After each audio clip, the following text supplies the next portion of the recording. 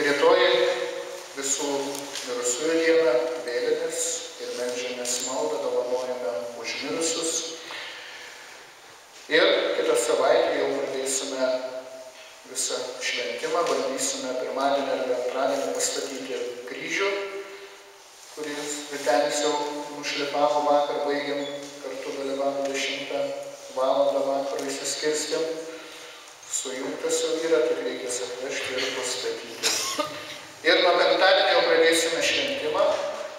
Taigi primenu, kad lapkričio 7 diena, tai yra jaunimo diena, 18 val. Šventos mišios ir po jų koncertas kartu su diskoteka.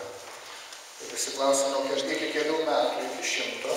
Jeigu nebijot garsiai muzikos, dar kažko, tai žinot, visi paskui vyresni žmonės susikemša ir jiems klaiku. Tai tikrai nepatarim likti, kuriems negalite pakęsti garso tą dieną. Ir lapkričio 8 diena, bendruomenės diena, tai nuo pat 11 valandos visą dieną vyks švenčiausio sakramento adoracija. Taigi kviečiame tikrai ateiti, pabūti jau ne tokioje triukšmingoje aplinkoje, o tiesiog pabūti su viešpačiu kartu, galbūt turim ar kažkokiu bėdų, ar kažkokiu tai skausmu, tai paaukoti viešpačiui.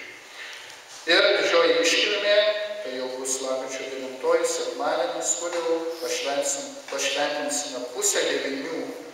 Renkamės ne čia, tai yra 9:30.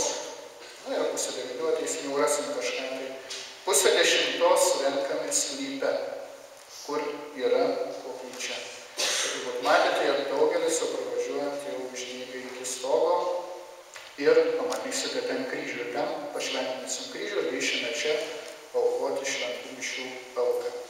Dar prieš tai antradienį 10 val. Per Marijos radiją vyks laida apie Jono Pauliaus II parapiją. Bandysime kažką tai kalbėti.